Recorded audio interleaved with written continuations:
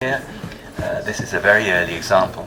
It might even be the earliest one, but it's a clock from Salomon Costa's workshop, again made by John Fromentil, almost certainly, and it's dated 1657. It's on loan here from Holland, from Bert Dagenaar, and it is a very interesting and early survivor. There are very few of these 1657 clocks, and they are mostly in museums in Holland, and there's hardly any available. Probably none now available to private collectors.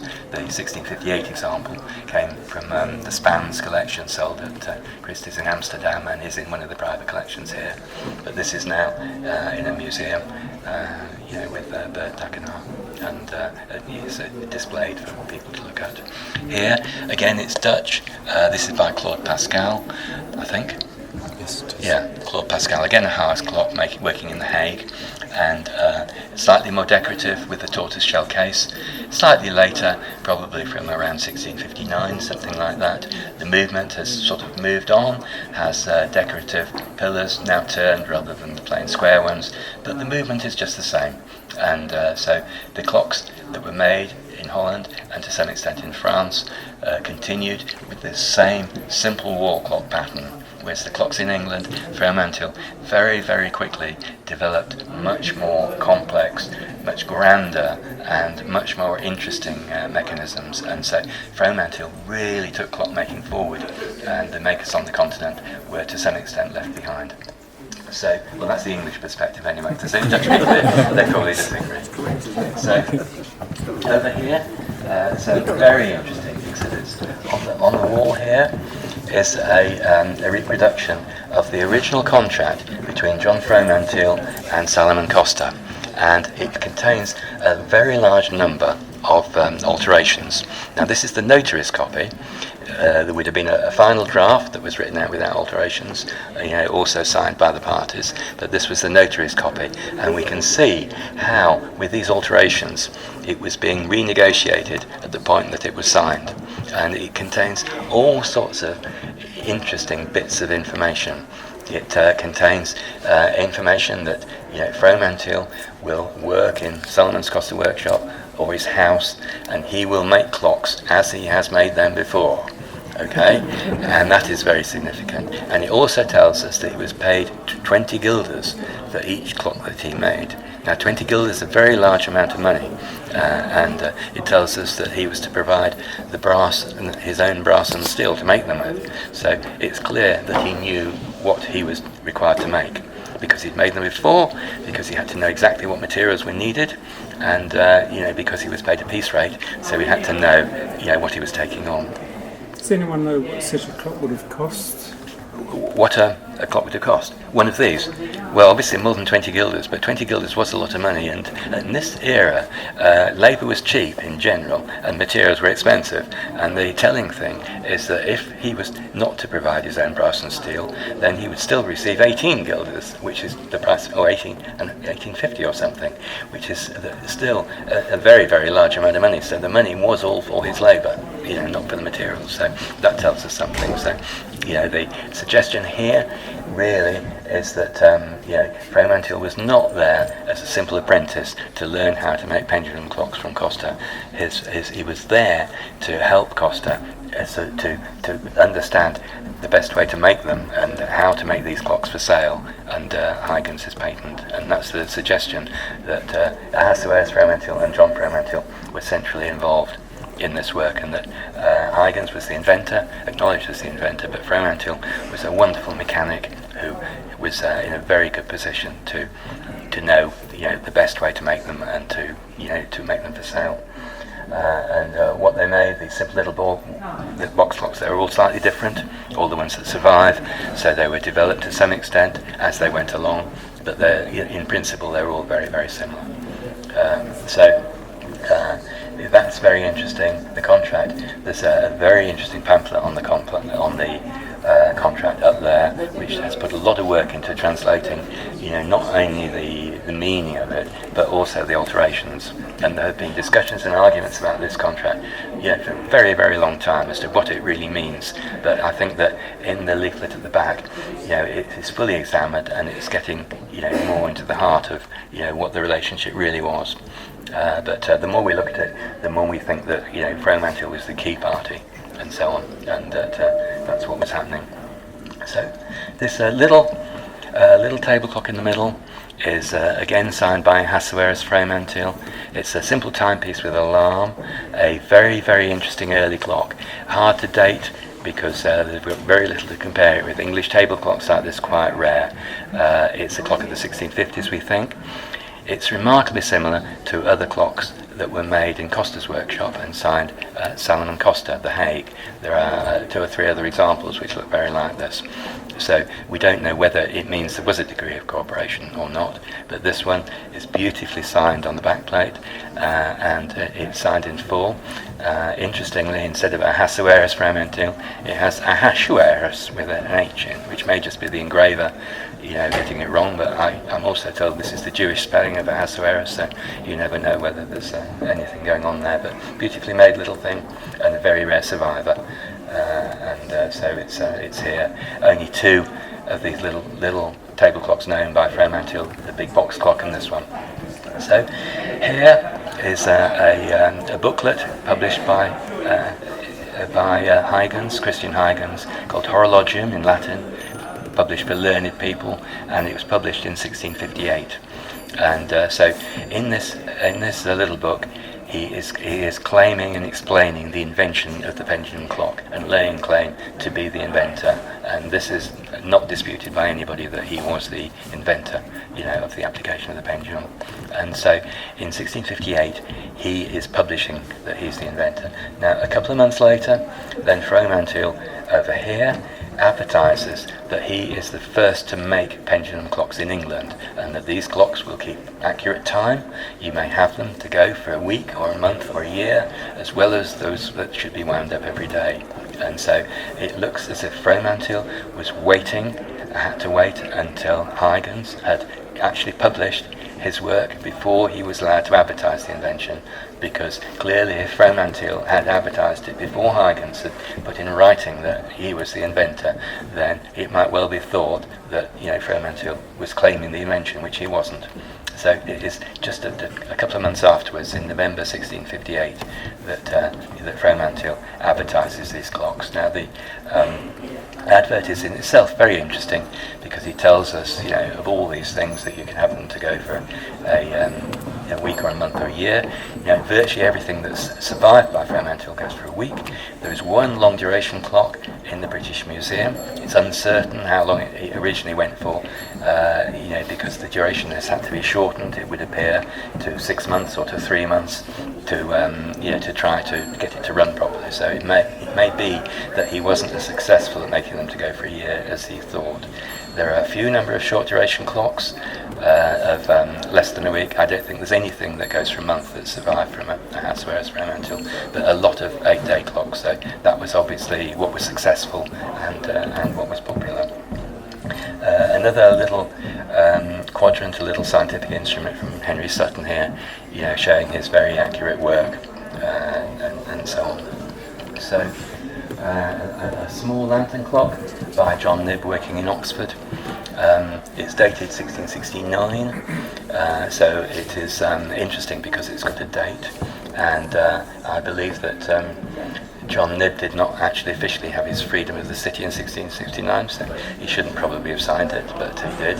And so it's just before Joseph Knibb moves to London in 1670, leaving the Oxford workshop to John Knibb, his younger brother, who he had trained. So from then on, John Knibb carries on making clocks in Oxford, Joseph Knibb in London, the two clearly working together and making movements for each other.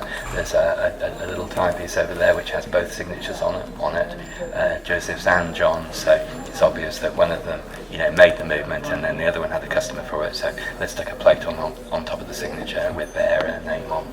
So again, collaboration, but inevitably between the two brothers working together. So in the cabinet, one of the clocks, the one. This is a clock by Thomas Tompion. The case is not Tompion's work. It appears to be a French case in the French fashion, decorated in buhl. in tortoise shell with inlay of pewter and brass, and it does look as if the case has come from France. Tompion has made the movement especially to fit, a one-off movement from Tompion, no repeating work very unusually, and so on. And this is thought to be the Queen's clock made for Queen Mary, which is documented. There was a King's clock and a Queen's clock. The King's clock, possibly the beautiful silver-mounted dual-control travelling clock that was made for William III, and this quite likely the Queen's clock.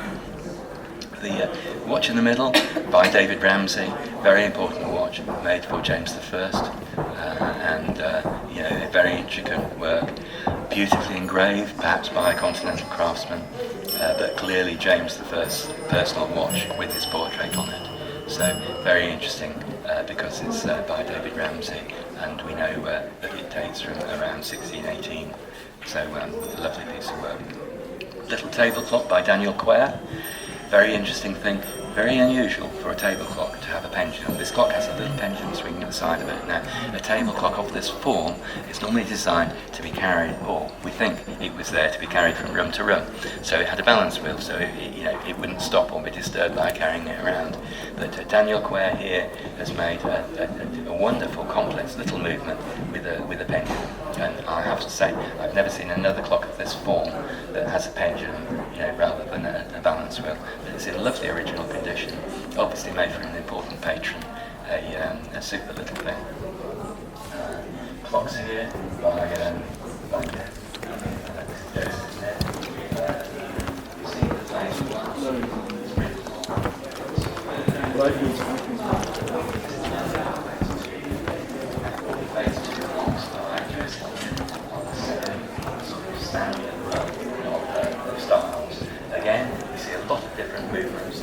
characterised by a velvet dial and silver mounts, and they always look extremely pretty and are very, very desirable.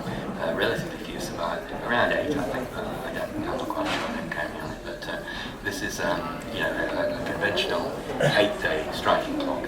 Some of them are written striking, some of them are 3-train grand soldering, so we see quite a lot of variety here. But they're all have this case style, silver mounts and the velvet dial. A little timepiece by Joseph Hill. Quite unusual being a timepiece. Most of the clocks in this area are striking. And at the bottom, a clock by John Fremantle, again from the Lord Mayor's collection. A rather later clock in the 1680s, again with the metal basket top.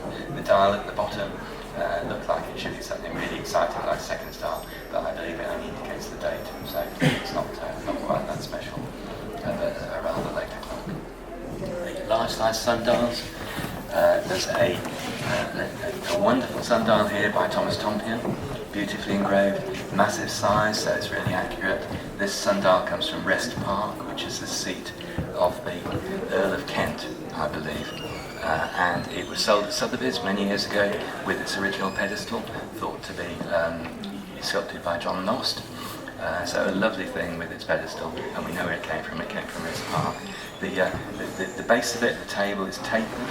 Now, those of you who understand sundials will know that a sundial has to be set up for the latitude for which it's designed, and that the gnomon, the sloping face at the top of it, has to point precisely at the pole star for it to work properly. So that way, the rotation of the Earth means that the angle is still pointing in the same direction, all the time, irrespective of the time of year and the time of day. And so the taper is really just to adjust it for the latitude, or to mean that it can be used at 2 latitudes by having either the top level or the base level. But exactly why it's done that way, I don't know. The even larger sundial here is a double horizontal dial, a very complex instrument, and it's made by Henry Wynne, who specialised in these designs. The engraving is very complex, has all these interlocking lines, and it's an instrument that gives you 2 different indications. The shadow of the sloping part of the gnomon tells you the time in the normal way, whereas the shadow from the vertical rear face gives you a lot of different astronomical and astrological information. And don't ask me exactly what, because I don't know, but it is very, very complicated. And as I say, there were one or two makers that specialised in this. This particular sundial has the arms of the Cornwallis family. The Cornwallis family also had a Tompion-Terry clock, so it was quite likely that this sundial was used to set Tompion's Terry clock. But only two Tompion-Terry clocks survive, neither of which are here, but they're both in Dr. John Taylor's collection. This clock here is signed by John Nib, Oxford. It's a three-tray quarter-striking long-case clock of 8 days duration. The case is what people will recognise as a typical Nib case. And Nib's cases are quite distinctive. That would be the original cresting, a nice simple cresting on the top, and Nib's case is always elegant and simple, and easy to recognise. Lots of little characteristics, such as the slightly higher than centre lock position on the door, some constructional features, and they're always minimise the distance front to back, so they're sort of tight to the wall and so on. So there's lots of ways of telling a Nib case. Nib obviously had his own case maker making them for him, but we do see other makers using the same case, but not nearly so often. And but this is a nice example. As I say, it's signed by Joseph Nib, by John Nib of Oxford, and so it is an Oxford clock, not a London one, though obviously London made that and making it. The movement displayed outside the case, as so many are, which is a great thing about the exhibition, allowing us to see the movements as well as the cases. A very large size clock by Daniel Quare. This is a year-going clock, a fantastic thing to make, a clock that goes for a whole year with some power in reserve, and it strikes every hour, up to 12, so a full 0 to 12, 78 strokes per 12 hours for a whole year.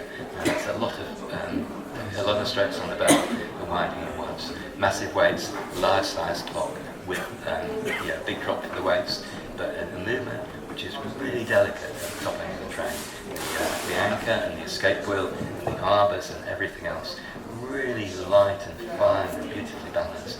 The minute hand counterbalanced to minimise the amount of work the clock has to do going uphill on the side. So great thing. The case is not English workmanship. It's not typical of English decoration either, and you think of this work as being French, as being sort of boule work, but we think this case is made in Germany because the construction looks like German work, and so. But it is still a magnificent piece of work, and well worth looking at the detail of the inlay, the marquetry on the case. At the end, this is a long case clock by Joseph Nib, London. I think it's month going. It's a fairly early London production, with the flat top, so the clock we could say around 1675. Originally owned by Admiral Byng, according to the problems. Admiral Byng was infamous, let's say, for his, he was court-martialed and found guilty and shot, and he was accused of his failure to engage the enemy in a naval battle, and this resulted in the loss of Minorca to the French, a great indignity at the time, and so we lost the island of Minorca, and Admiral Byng was held to blame. He was court-martialed and shot by fire as well. Rather sad, but this is his clock. Behind you over there, a very grand production of Tompions from the early 18th century. This is the Grand Sonnery, tortoiseshell and gilt brass mounted, spring-driven clock. Three-train clock, full Grand Sonnery, repeating as well, using the trains to repeat. There are, I think, 4 of these examples known similar to this, and they were all royal commissions and royal gifts. This is a lovely example in lovely condition, and it is a great thing. Very decorative, made in the early 18th century. It'll give you a date there, probably 1703, something like that. But Tompion's grandest production, and the clock in the decorative case is a lovely thing. This is a clock by Samuel